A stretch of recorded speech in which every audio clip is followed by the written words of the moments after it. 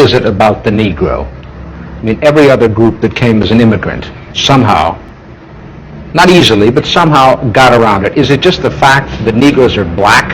White America must see that no other ethnic group has been a slave on American soil. That is one thing that other immigrant groups haven't had to face.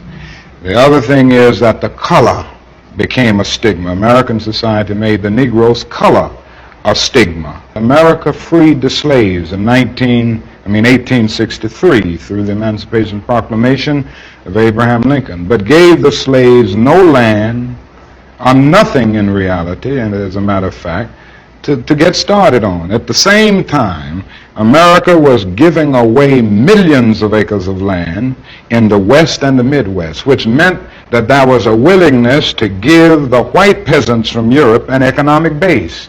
And yet it refused to give its black peasants from Africa, who came here involuntarily in chains and had worked free for 244 years, any kind of economic base. And so emancipation for the Negro was really freedom to hunger. It was freedom to the winds and rains of heaven. It was freedom without food to eat or land to cultivate, and therefore it was freedom and famine at the same time.